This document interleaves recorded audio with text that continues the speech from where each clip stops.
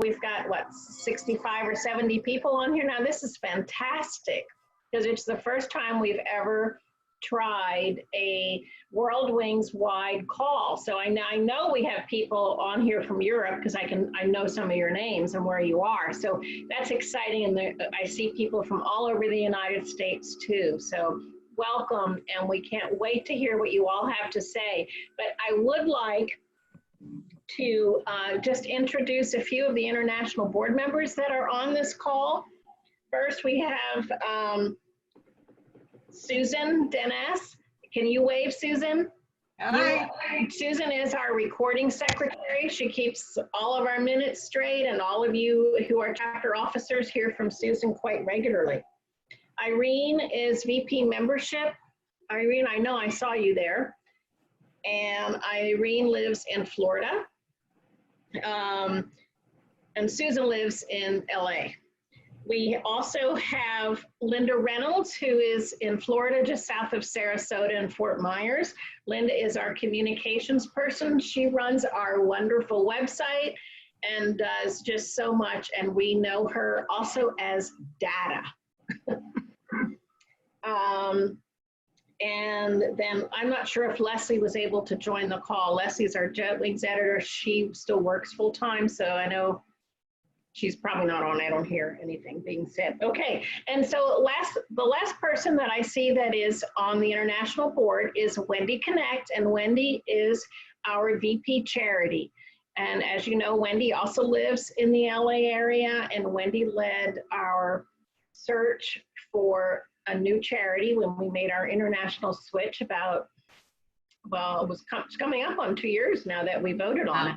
So she and her committee did a great job of researching all of the proposals and then putting that entire thing together. So I would like to turn it over now to Wendy Connect. And I'll mute myself. I think everybody would agree we did the right thing. We're so proud to be part of Doctors Without Borders and MSF, everything that you've been doing, and we're so grateful, especially right now, for what you've done. And I'm glad that we've been able to kind of move forward rather quickly to get you the support that you need as well.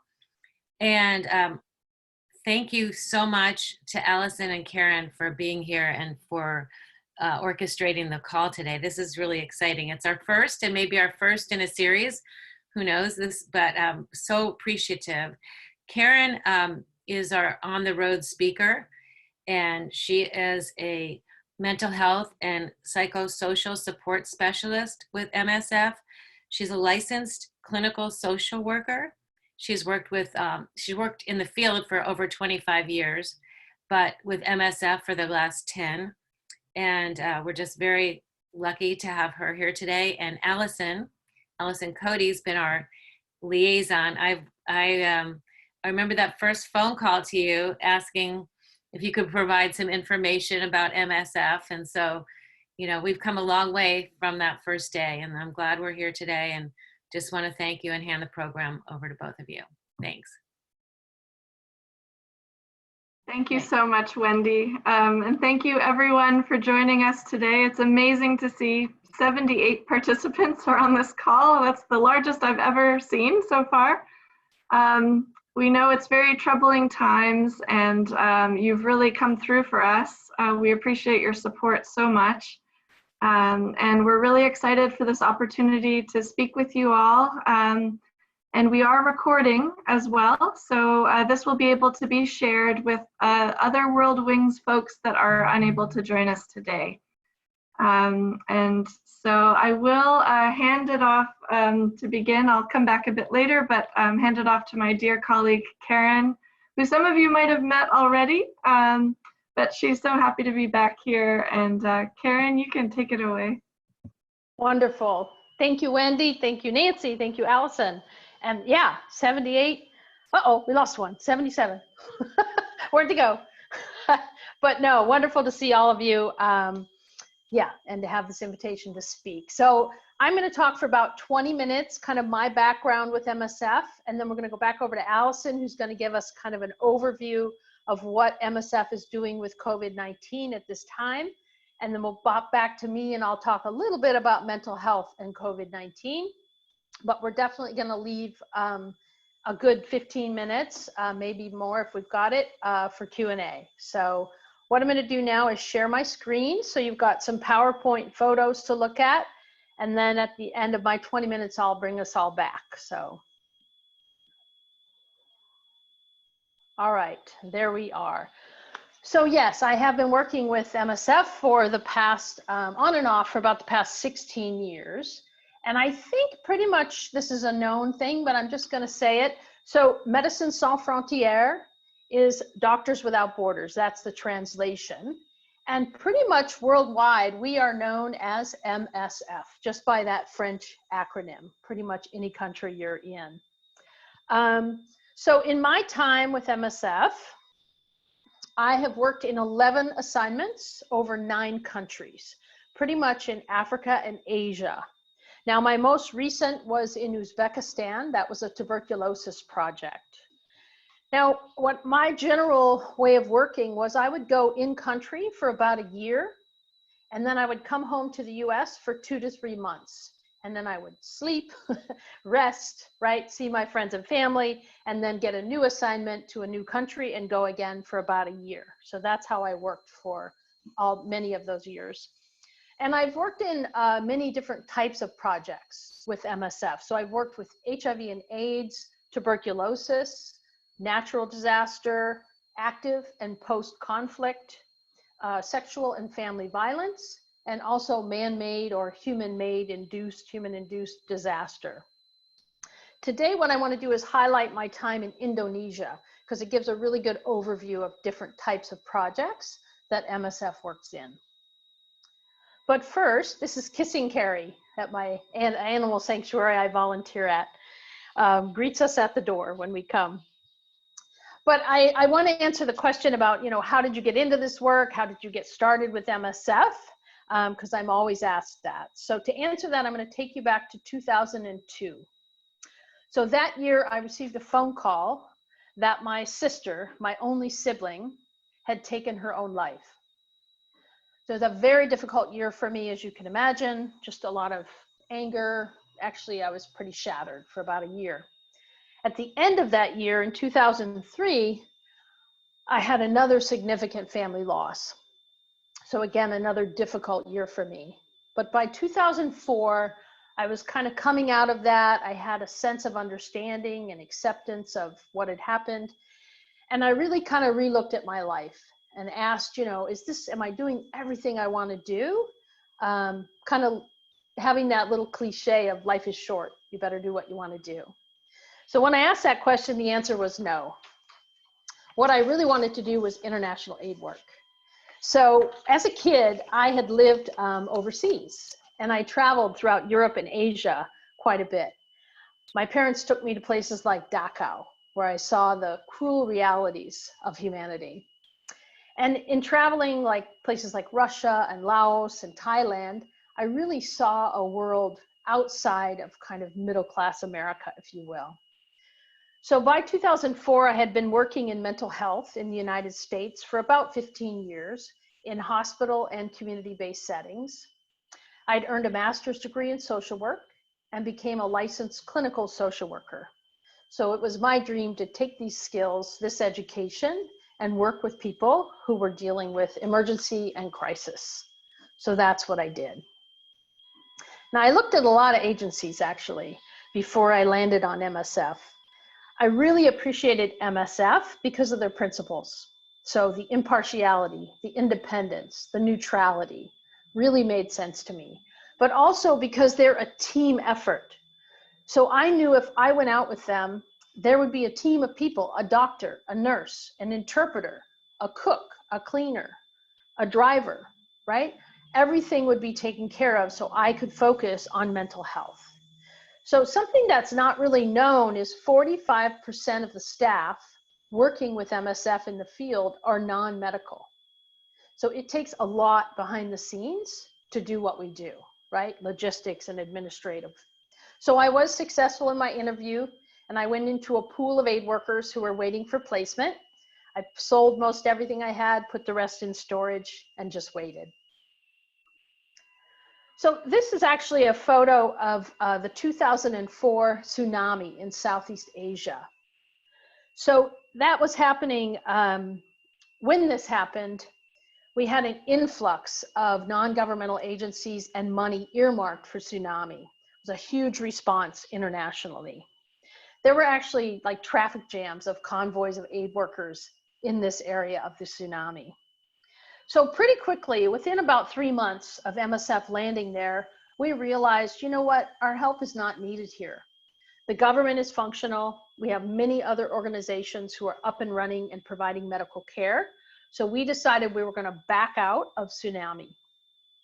But what that meant is that we, of course, had to let the donors know.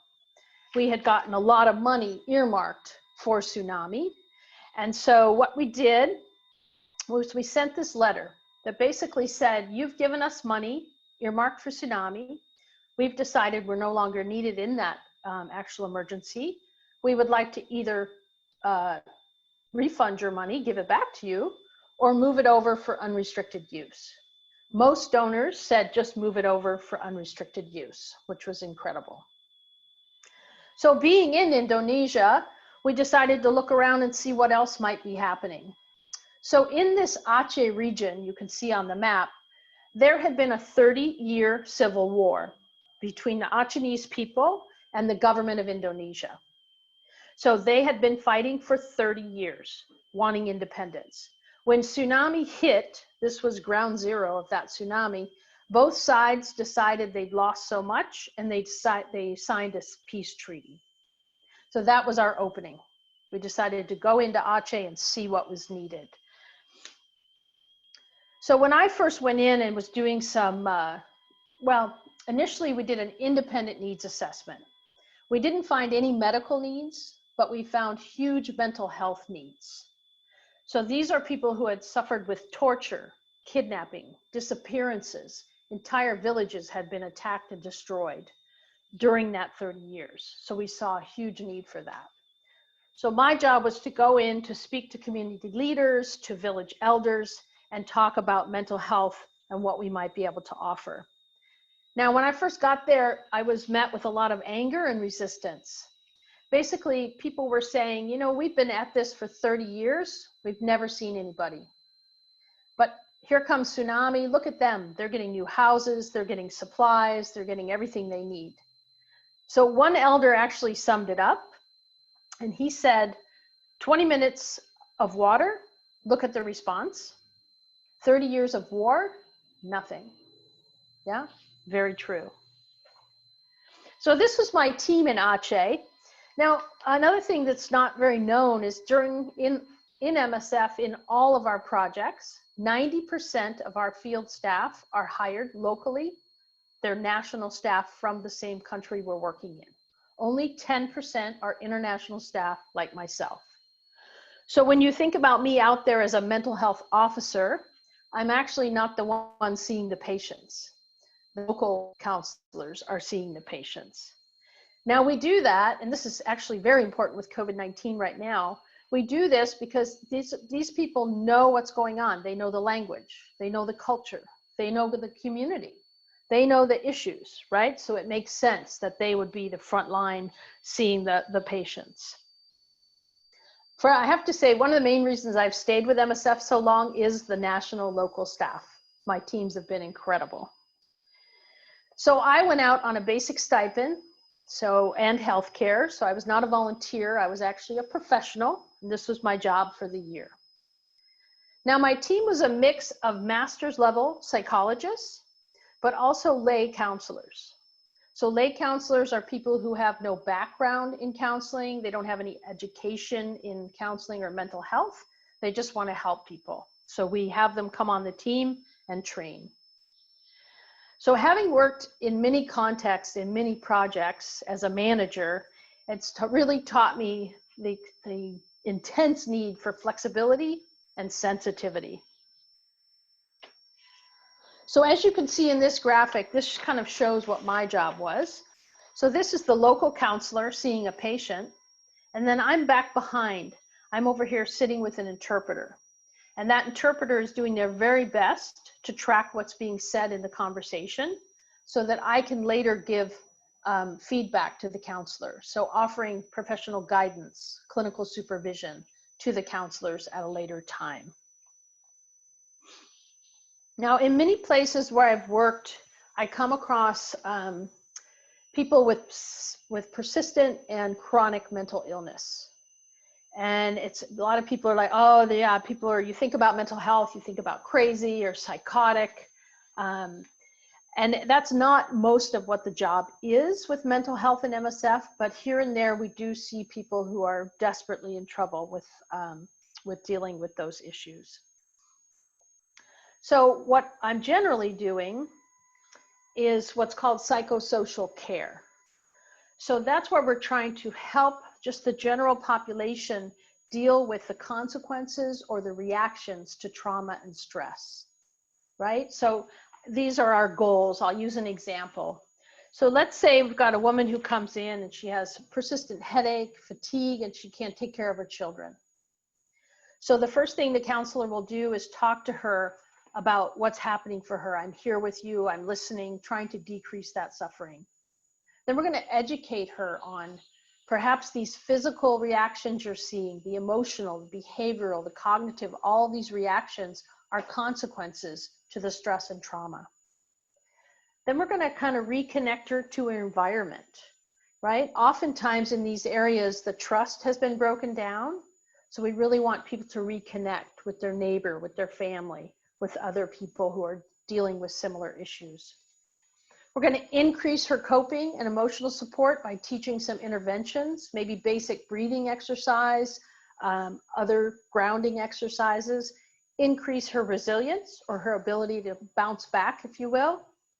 And lastly, we really want to get the person back to doing what they were doing. So in this case, caring for her children, going to the market, right? Getting back to the daily functioning. So in ACE, we did all of our work in groups. So here you can see the men's group. It was separate from the women's group because of culture. We've serviced people over a 10-week period. So we would go to one village every Monday for 10 weeks, another village every Tuesday for 10 weeks. And during that time, we would cover different psychosocial topics like grief or loss, anger, sadness, and offer support, education, and interventions. Here's the women's group that we had. One of the issues that we had in ACE was it looked like, if you were looking in from the outside, it looked like the only places we were servicing were rebel strongholds. And so we had to be very clear about our neutrality, that we're here because this is where the need is the greatest. This is not about politics. We're not siding with one side or the other. This is where the need is. This is where we're going to work. So we had to be very vocal about that to make sure that we were seen as neutral. And that's true across the board in all of our projects. Our neutrality is what keeps us safe or safer from all that's going on around us. Now, as I mentioned before, sometimes I come across people with severe chronic mental illness. It's very difficult for me trying to figure out what to do. Often there's no resources in place. There's no psychiatrist. There's no psychiatric facility. These people might be chained to their house, tied to a tree. Really difficult. So this graphic represents a gentleman I came across who was in his late 40s. And due to some previously extremely violent behavior, the family didn't know what else to do. So they locked him in a cage. Now, this cage was so small, he couldn't stand up. And it was outside in the elements, in the sun and the monsoon rains. So again, really difficult. For me, I felt awful leaving him in this cage, but there was nothing more I could do. He was a danger to himself and others. The family was not okay releasing him. So yeah, I use this to show some of the impossible choices we have in the field. So the first thing I was able to do is put a roof over the cage. So at the very least, he was not in the sun and not in the heavy rains. The next thing I did is contact our headquarters and get a hold of a psychiatrist. And then I worked with a local doctor at a nearby hospital. And the three of us together, we brought antipsychotics for this gentleman. The doctor was able to give monthly injections. And by the third month, this man, his psychosis had decreased so much that the family was willing to release him from the cage. Yeah, so huge success. By the 6th month, he was actually able to travel independently to see other family members. And I mean, this was huge for this gentleman, the family, but also for the community. This man had been in that cage for years. So it was a huge impact. Now, when we got ready to close this project, I was able to leave 3 years worth of antipsychotic medication with this doctor so she could continue to treat this gentleman. And then that gave her a buffer, some time to figure out, yeah, what can she do at the end of that 3-year mark to help. So it was a very big success case. Yeah. So in a lot of projects, there comes a time when we decide we have to close. And in Aceh, we'd been there 1 year, and the decision was made that yes, there were still needs.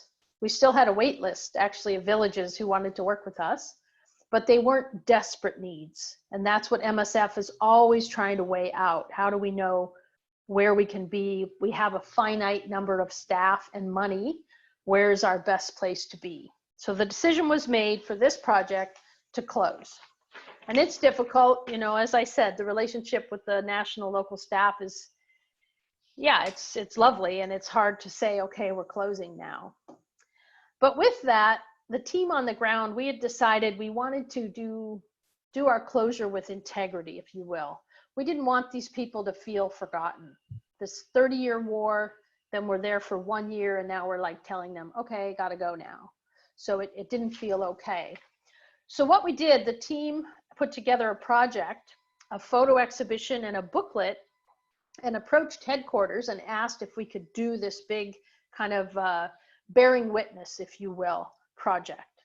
Bearing witness is a huge component of MSF, right? It's a big principle for us to let people know you're not forgotten, your stories are heard, we see you, we hear you. So we did that, and headquarters agreed. So we were able to collect personal testimonies from people. They felt like it was a gift to be able to share their story. We got a professional photographer in to take the photos, and then we put this whole thing together. We took it on the road. We went to 3 large cities and 8 smaller villages throughout Aceh. We actually saw 10,000 people with this exhibition. It was a huge success. Now, you can see everyone came here, even the military. What I didn't mention before, during that 30 years of conflict, it was illegal for people to gather in groups of more than 3. So during this exhibition, I had many visitors tell me, if we can gather in these large groups, we can talk about what happened, the war must truly be over. So that was very heartwarming for me that we'd really hit the mark on that one. So we reached an additional number of people because all the 10,000 people that came through got this poster when they left. So like an 8.5 by 11 poster. And it talks about the stress, right? The symptoms of stress, the behavioral, the cognitive, the physical, and the emotional. And then at the bottom, it gives a breathing exercise for them to try. People were very excited about this poster. You can see here, this gentleman took the booklet and the poster. But I had people telling me, oh my gosh, I'm going to take it home and share it with my neighbors. I'm going to, you know, tell my mom about it. I'm going to teach my kids about it. People were very excited about this. So this was a very unique project and very meaningful project, not MSF's norm, if you will, but a huge impact with the bearing witness. So when I get back to the US, people always ask me, like, you know, how was the food? How would you manage the heat? How'd you do with all that? But quite honestly, for me, the most difficult adjustment is when I come back to the United States.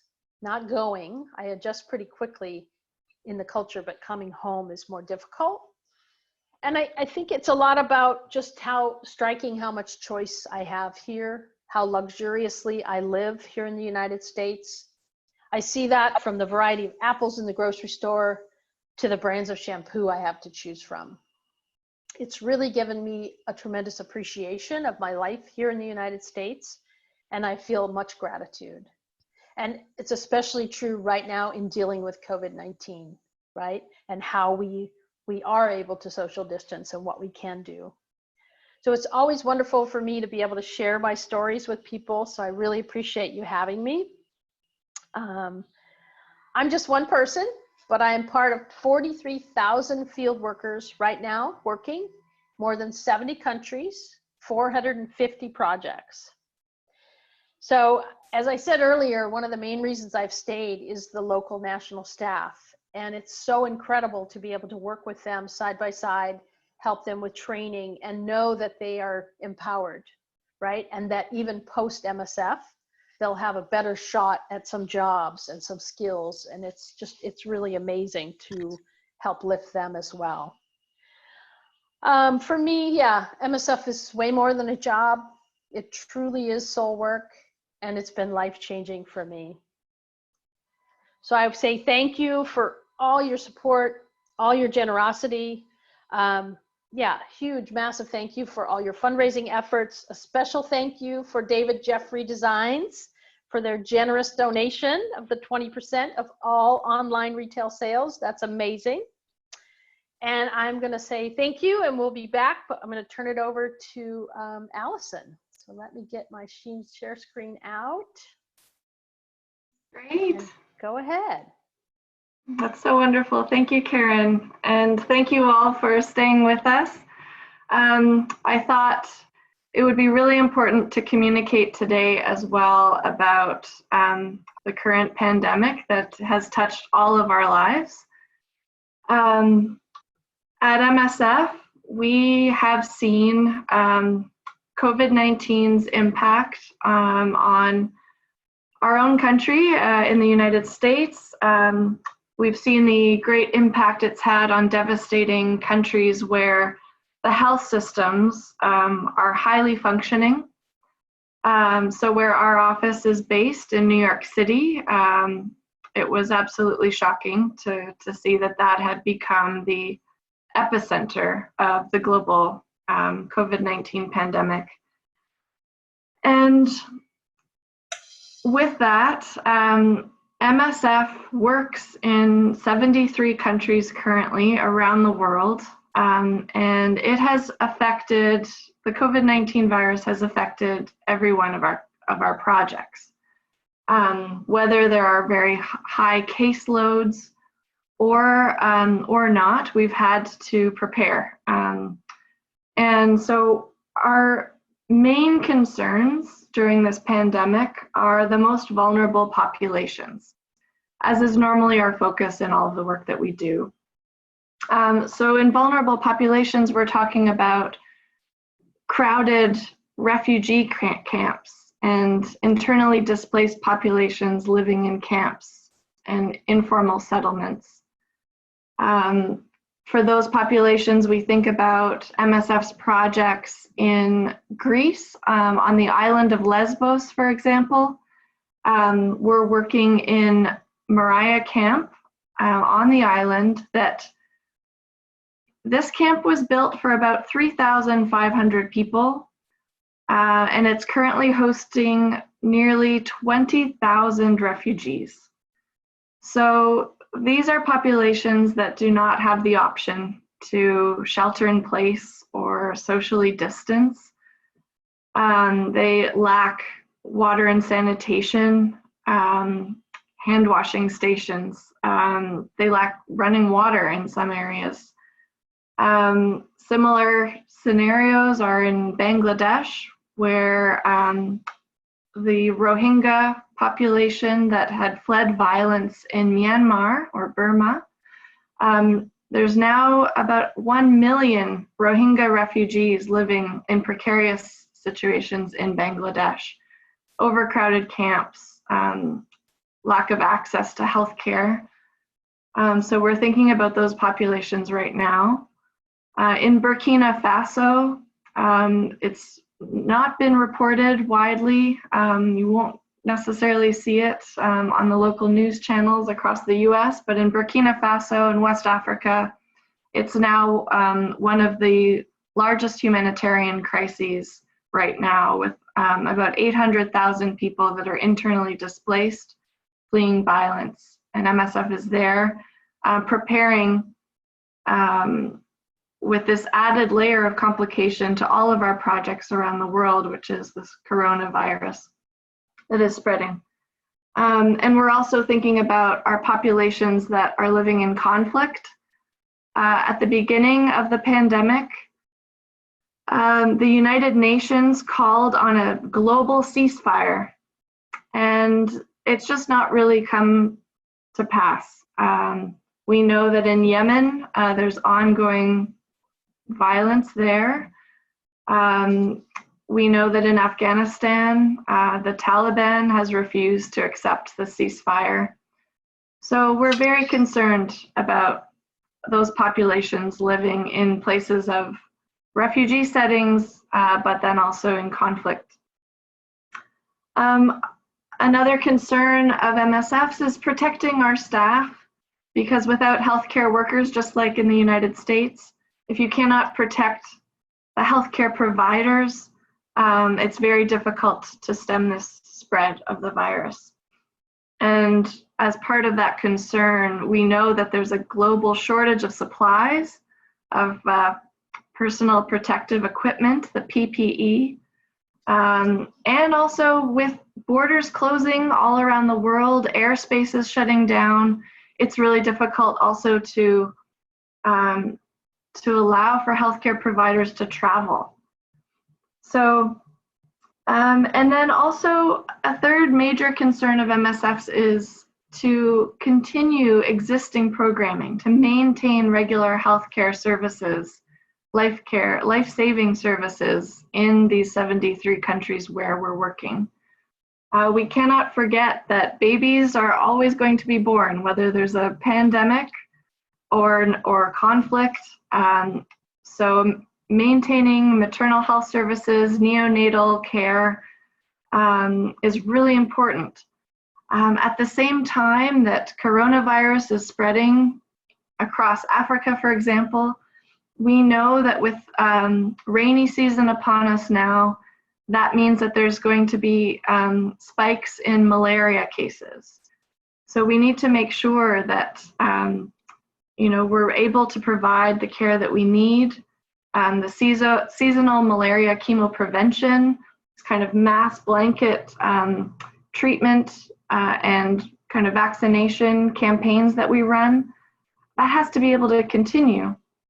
And also we're seeing one of the largest outbreaks of measles in sub-Saharan Africa right now, in places like Chad and the DRC, the Democratic Republic of Congo.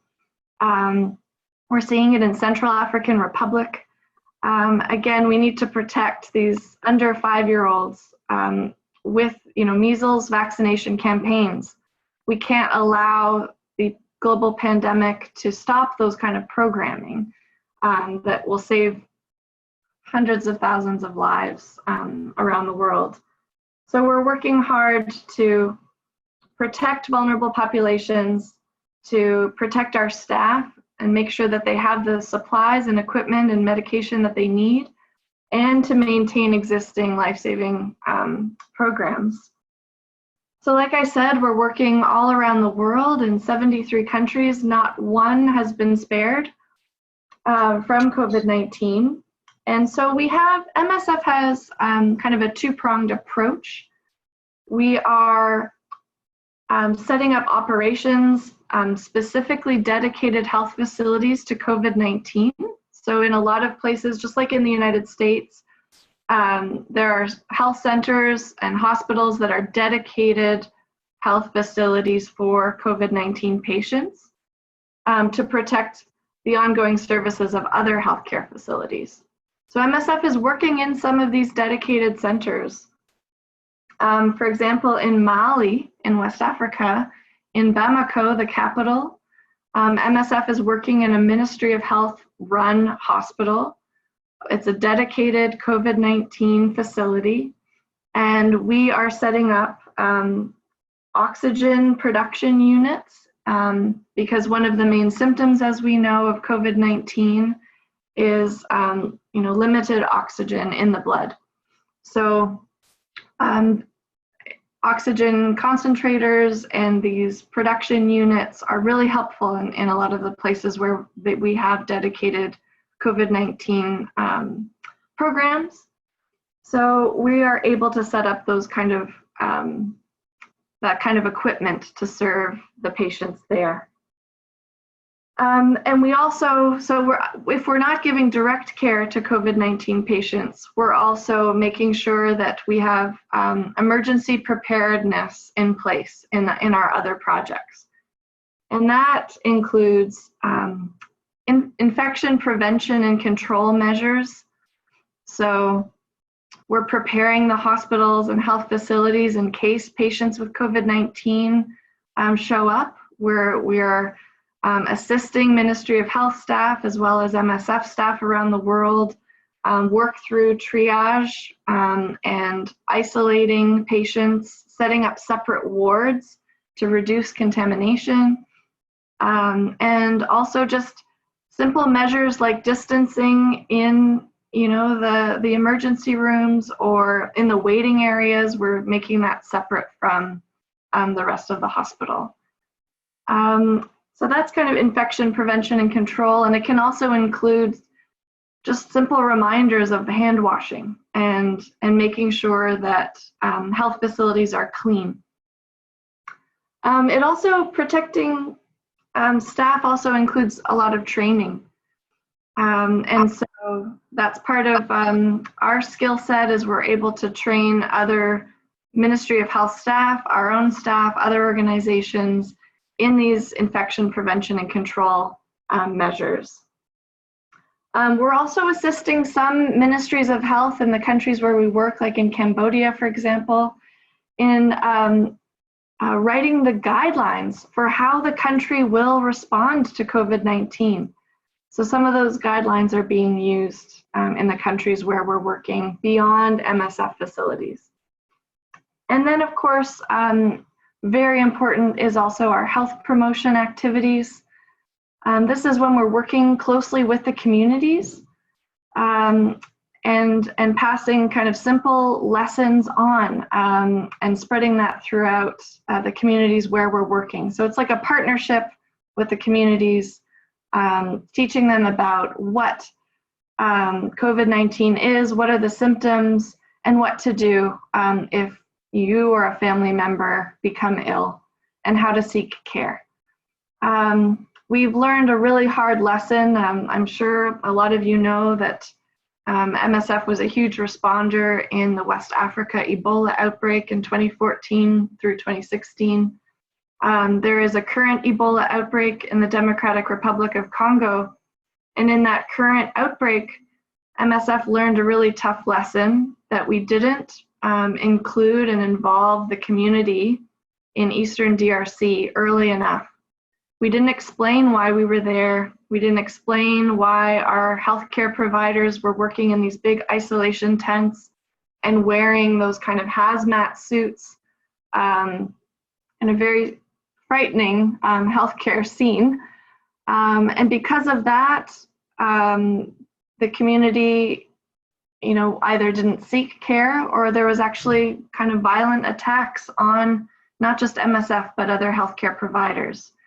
So what we had to do was ramp up our health promotion activities and really explain and involve the community and understand their needs as well.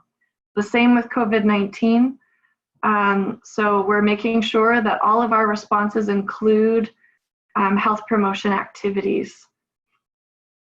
And then we're also adapting some of our existing programming to deal with this. So because people, where they can, like in places like South Africa, where there's a national lockdown, our patients there with HIV, they have to take a medication every day. And so what we're doing is we're going out and we're delivering their ARVs, their antiretroviral treatment, right to their doorstep.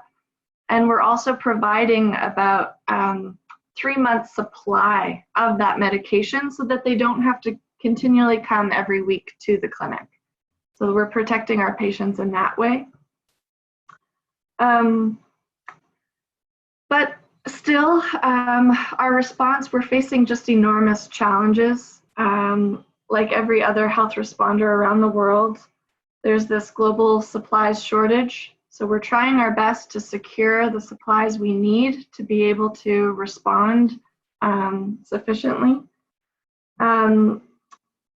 Early on in the pandemic, we were trying to ship supplies to a project in Nigeria where we're responding to another infectious disease called Lassa fever. And our shipment was actually blocked by the French government because they wanted, of course, to keep all personal protection equipment in France for the French people. And so at the highest level of MSF, we have to rely on our leadership to negotiate with governments to allow for our shipments to continue to be distributed around the world. And we are seeing some progress there. We're seeing that humanitarian aid organizations are starting to be able to ship the supplies they need because of all of this work behind the scenes in negotiating with governments. So we're very grateful for that. And the other challenge is not just shipping supplies, but shipping people. You know, we have, Karen was saying that, you know, the majority of our staff are local staff, but we also rely heavily on those international staff that travel around the world to our projects and provide the expertise we need. And it's been difficult trying to get our international aid workers to the projects. So we're working again on negotiating with the European Union, for example. It sounds like we're going to be able to have access to what they call the EU air bridge, which is going to allow for humanitarian aid workers to travel from Europe to Africa and to the Middle East. And the World Food Program, the WFP as well, is going to start inviting organizations like MSF to apply to be able to put human resources on their flights as well. So we're doing everything that we can to be able to get our medical workers out there. We've had to resort in some cases to chartering a plane. So we were unable to get our plane into Afghanistan to relieve part of the international team there. We wanted 16 people to enter the country to support the projects, and we ended up having to charter a flight. It's very expensive, but we really had to do it as Afghanistan is one of the country programs where we're very concerned about the spread of COVID-19 there. So we were successful in getting that flight arranged, and we were able to relieve our staff there and continue to support the projects in Afghanistan. So it's been difficult. It continues to be difficult, but we're, again, doing everything we can to make these arrangements and serve the most vulnerable populations in the world. And on that note, I'm sure it will come up in some questions, and I'm happy to provide a little bit more information, but we have launched some activities in the United States. It's fairly new for us. The MSF had responded with a very small intervention after Hurricane Sandy, if you remember that, in New York and New Jersey, where we would, you know, deliver some prescriptions to people in need and help vulnerable populations. Well, in the US, early on in the outbreak in the United States, we received hundreds of requests from civil society organizations, from local governments, and you know, they were asking for guidance. MSF is known for responding to infectious diseases in the most difficult situations around the world. And so in the United States, people were asking for our help. So what we're mostly doing, we're operating in conjunction with local health organizations in New York City. We have provided. We've donated 80 hand washing stations around the city. We've set up a temporary shower trailer for those people who are homeless at this time or housing insecure. They're able to then access hand washing stations and this mobile shower trailer. And we've also distributed 1,000 mobile phones for people that are, again, vulnerable. They don't have access to call for help. And so that was one of the gaps that we were able to identify and respond in that way. We've also are working in various locations and in long-term care homes around the United States. Of course, we have our aid workers that are usually out in the field, our Americans that travel with us, but now have had to remain at home in their home societies. So we've asked all of them as well to assist their home societies in their local fight against COVID-19. And we're also exploring ways that we might be able to help in other vulnerable communities in New Mexico and Arizona, in the Pueblos. We will communicate more on that as we decide where MSF's support is needed. Also on certain farms in Florida where there are migrant workers, we're also setting up some activities there to be able to test and provide telemedicine as well. So these are some of the things that MSF is doing in our approach to COVID-19. And I will send it back to Karen because mental health is also very important to think about during this pandemic as well. All right, I'm just going to take less than 5 minutes so we can get to the Q&A. But one thing I want to highlight is about the Access campaign. So some people might be familiar with the Access campaign. It is part of MSF. It was born actually 21 years ago out of the prize money from the Nobel Peace Prize. So we formulated the Access campaign. It's an advocacy campaign that works on getting access for medicines to all people. So we really do believe that access to health, including medicines, is a matter of justice, not charity, right? So it's lives before profit. So I just want to highlight this because it's very, very important at this time, right? So medication should be affordable, should be available, should be suited for the people that need it, and it should be adapted to the places they are living, right? All of what Allison was just highlighting where we are. So we are very vocal right now with COVID-19, no patents, no monopolies, and no profiteering from this pandemic, right? So we've already seen, there's some people who are stepping up, who want to buy the vaccine, who want to keep it for this country, that country. No, that's not, we're making sure that people are hearing that that's not going to happen. Public funds are used in R&D, research and development of all of that, testing, treatment, vaccines. And so that, yeah, they should continue to be public and available to all. And it really, for me, it's really reminiscent of HIV and AIDS. So 20 years ago, that Access campaign was very active and stood right alongside those living with HIV to let people know. So here we again stand together against yet another virus. So I just wanted to highlight that. And just to really quickly think about the aid workers that are out there, they're having to make difficult decisions. Do I stay in the project? Do I go home? What does it mean if I stay? What if I have a sick family member at home and I choose to stay? What does it mean to my team if I choose to leave them behind, if you will, in country? So it's just really difficult. And as Allison pointed out, maybe there's some fears that the international staff are the one who are bringing this virus to the area. When we talk about setting up a clinic, there can be backlash, of course, of no, don't be putting that COVID-19 clinic near my place, so there's all kinds of issues happening.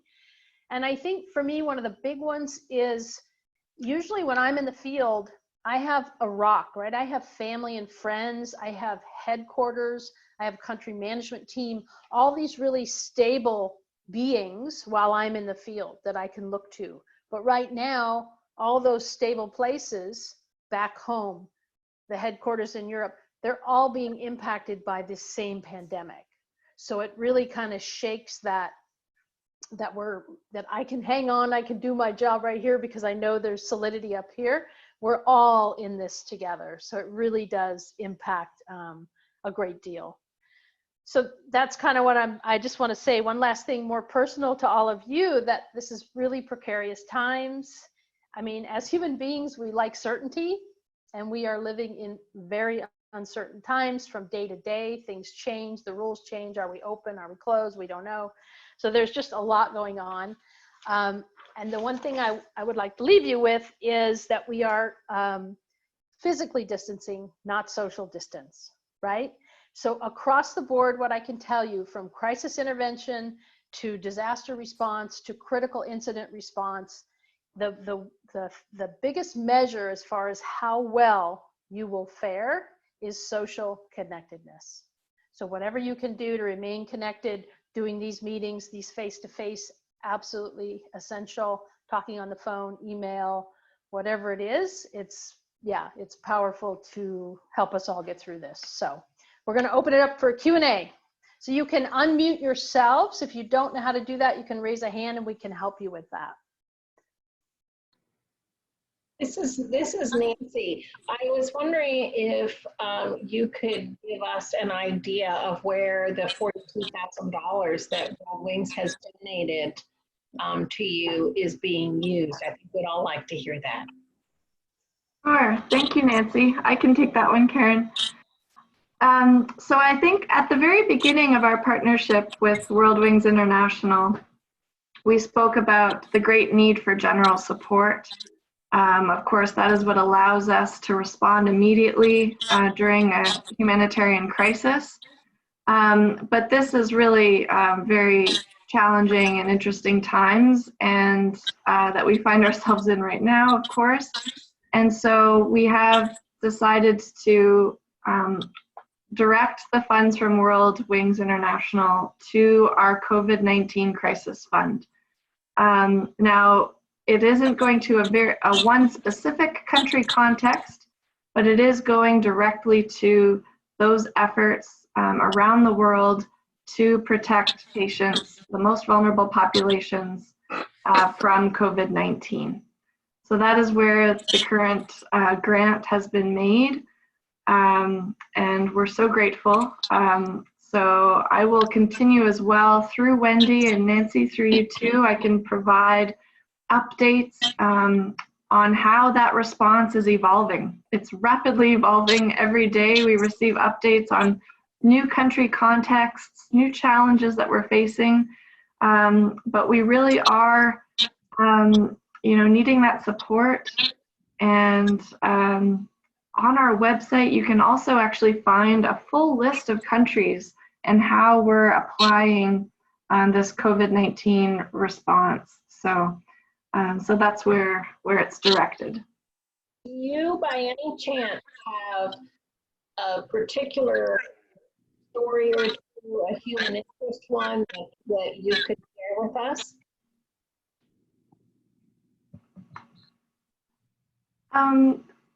Karen, I think you're on mute if you're trying to talk.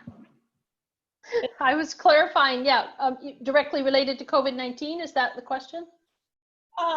Yeah, and I do have a reason for asking that. It has to do with PR and David.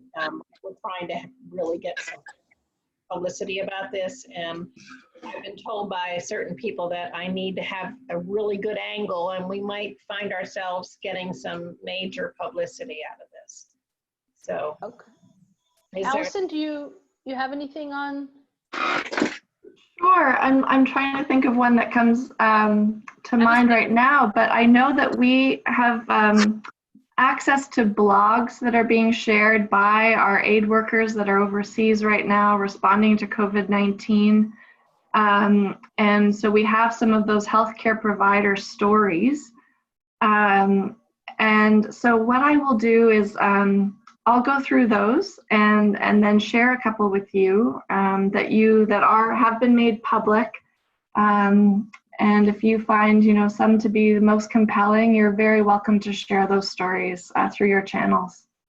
Allison, I had a question too, in relationship to this, because it's so different now that you are doing more work in the US, which might be another good angle. But I think I read about it in the Impact magazine, or was it something that we were talking about work on the Indian reservation that MSF is doing, which might be very relevant to, Yes.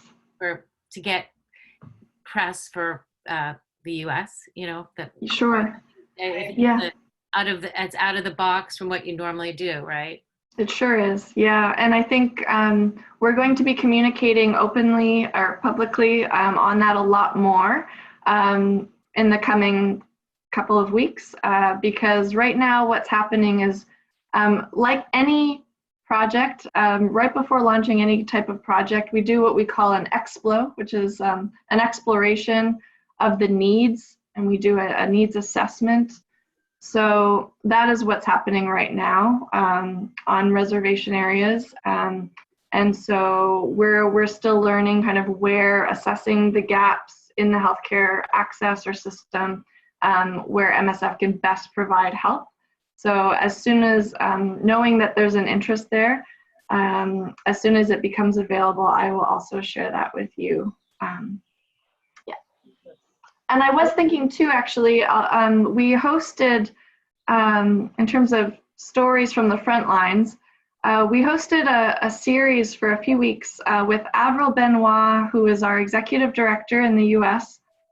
She interviewed several of our American aid workers who are now assisting in their home society, and interviewed about their experience on the front lines. And all of those interviews were actually recorded and they're saved on our website. Some of you may have actually tuned in live, but again, you can always watch those after. And I just found there's one with an obstetrician, a gynecologist who works at a hospital in the Bronx in New York City, and how she was working in the maternity ward during COVID-19, dealing with her new mothers and kind of addressing what COVID-19 has kind of, how that's impacted that type of experience of seeking care. And there are several really interesting interviews as well from different perspectives. So I'll pass that along as well. I'm going to add something on that. That's Rasha, and she was speaking to us as a very pregnant person who gave birth like within a week following that webinar. So that's true. Incredible to think about. Yes, yes. Okay, super. We can probably continue this offline too. Okay, great. If there are any other questions? I have a question for Nancy. Nancy Barney Sparrow here.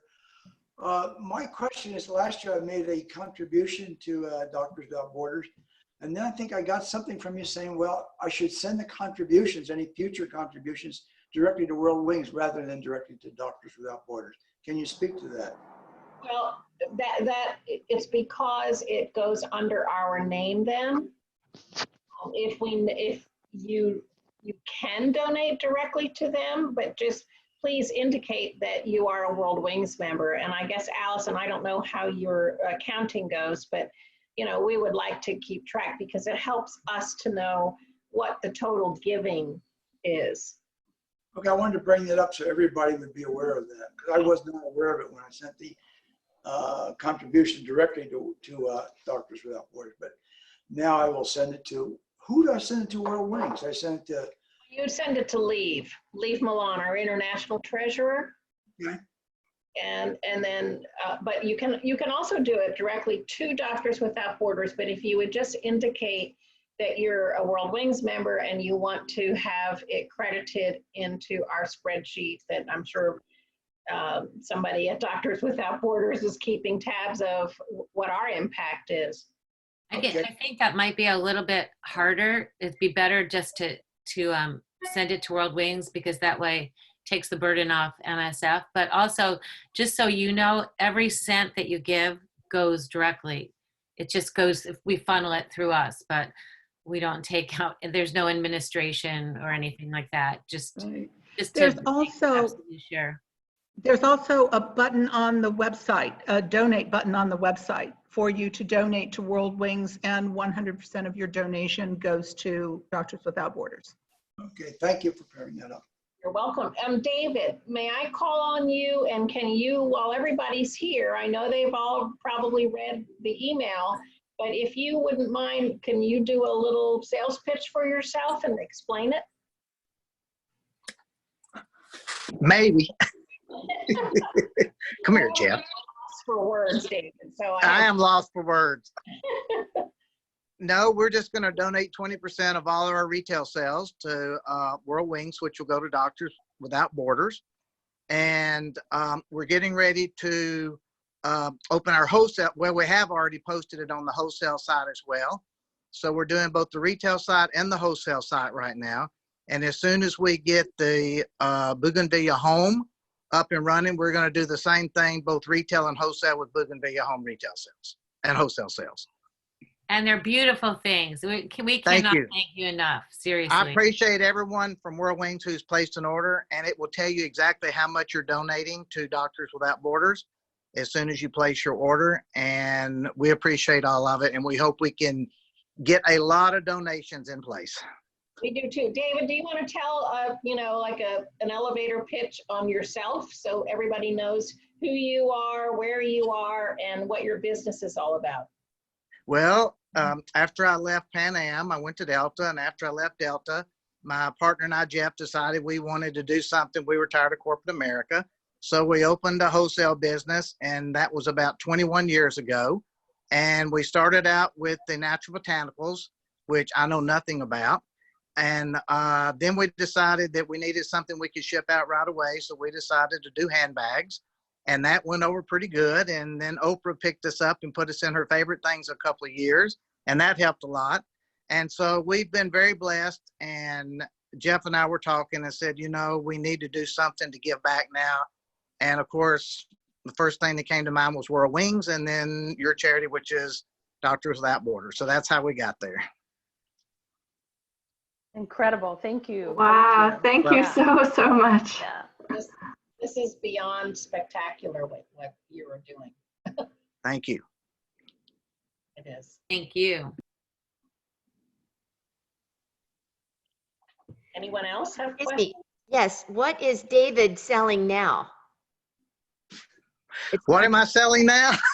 Yes. I see memorabilia on your walls that, Oh, that's all my Pan Am stuff on the walls. And I sell, that's mostly Pan Am and all the ads and stuff we've been in for the David Jeffrey. We sell a lot of everything, believe it or not. purses? A lot of handbags, a lot of florals, and lots of jewelry. And you always can go to the David Jeffrey website and look and see what all we have to sell. Okay, davidjeffrey.com. No, it's davidjeffreydesigns.com.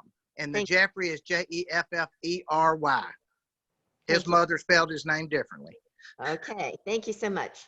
Thank you. And David has beautiful shawls and scarves and some ready to wear. In fact, David, weren't you telling me about someone who had on one of your dresses? Yeah, but the thing is right now we have a lot more of the apparel that will go online. It's just all of my product right now is in India. And as you know, India has been shut down for a while now. And right now they're not scheduled to open back up until May the 18th. And we have product just ready to ship, so I can put additional things on the retail site. They're on the wholesale site. We just don't have them on the retail site because we like to ship out immediately when someone places something on the retail site. David? Yes, ma'am. This is Lynn Van Fleet. I used to fly out of New York and flew a lot to India. And while you were speaking, I was just thinking that what you were describing, the jewelry and the handbags and the shawls and all that, was just like a trip to India without going there. And then you said where everything. Anyway, Everything I do comes from India. We strictly use India, and thank you for that. Yes, I love going to India. I still go about twice a year and spend a lot of time over there. Thanks for what you're doing. Thank you.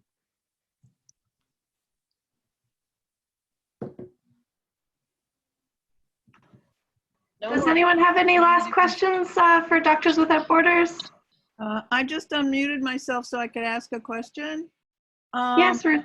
Is there any opportunity for World Wings members to volunteer physically? I know we can donate money, but to do anything in the field or behind the scenes or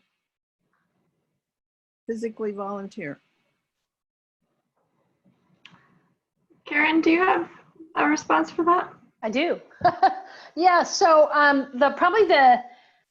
the initial response is generally we only have volunteers that work in the New York office. But of course, right now, everything's up in the air. Our New York office is closed and will be for some period of time, it looks like.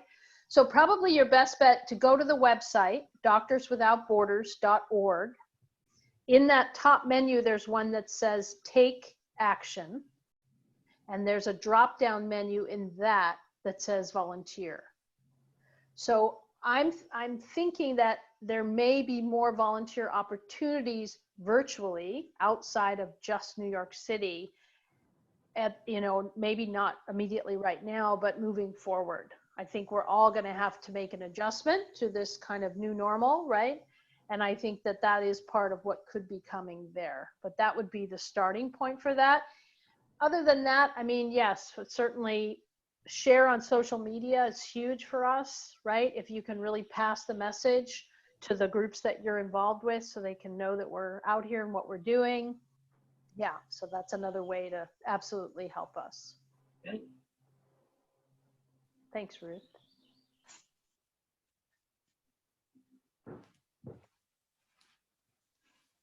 I think I unmuted myself. This is Sally Anderson. Hi, Yeah, Sally. we hear you. Hi. This is more of a philosophical question. I've been kind of thinking about it as you've been talking. And in your opinion, and this is, I guess, for both of you, what is different about this pandemic than, say, like an Ebola or other outbreaks? I mean, this one is affecting the whole world. Why is this so much bigger? Why is this? Because Ebola was very contagious, and anyway. I don't know. I can start on that. Just noting that I'm not medical personnel, but I do know, I mean, what I can say is that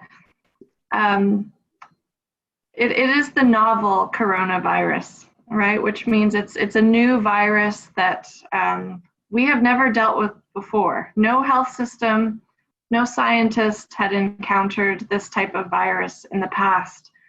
With Ebola, MSF had a lot of experience, decades of responding to outbreaks, not the size that we ever saw in West Africa, and not in such a challenging environment that we're seeing now in conflict-prone Eastern DRC. But it was a disease that we knew. What was scary about Ebola was how contagious it was, but also that we didn't have a treatment or a vaccine. But now we do. Now we do have those kind of treatments because of, the amount of investment that went in after that West African outbreak. So what is different about this novel coronavirus is it's brand new. We've never seen it. We've never responded to it before. So we are learning every day along with the scientific community how to respond.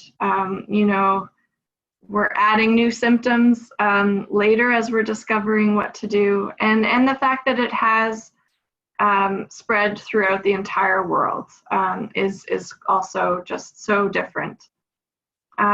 So we hope that there will be treatments discovered. There are hundreds of clinical trials that are happening right now in the United States, in the countries where we're working.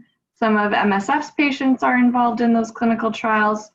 The international community is working together and trying its best to communicate clearly on these advances. And again, as Karen mentioned, one of the big kind of sounding alarm or messages from MSF is just that please, to the pharmaceutical companies and other drug developing corporations that when we do find a treatment and a vaccine, to make sure that it is available and affordable to the people in need around the world, both in the United States and in refugee camps in Bangladesh. We want to make sure that everybody has access. Thank you. Of course. Yeah, you can't guarantee that. Great. I want to be conscious of time. We've gone a little bit over, but it's wonderful spending time with all of you. Is there maybe one last question? Thank you so much. This is great. Thank you, Wendy. Thank you, all of you. Really Oh, I see Lynn with a heart, so Thank you. Yeah. Yes. Thank you. Thank you so much for tuning in today. I'll make sure that we share the recording of this so that you can also pass it along to all of those World Wings community that you have around the world. They can see this later. Thank you for David Jeffries' design. Thank you to all of you. And we're just so grateful to know you, to work with you. And we will continue doing our best to deliver emergency medical care around the world. And we're grateful for all the work you do. And Karen, it was an excellent presentation. And Allison, thanks so much for your time. Absolutely. Wonderful. Thank you. Thank you all. Thank Yeah, you. be well out there. Yeah. Absolutely. Good to see everyone. Thank you. Bye. Thank you so Soon. much. Thank you. Bye. Bye, everyone. Bye-bye. Bye, Beth.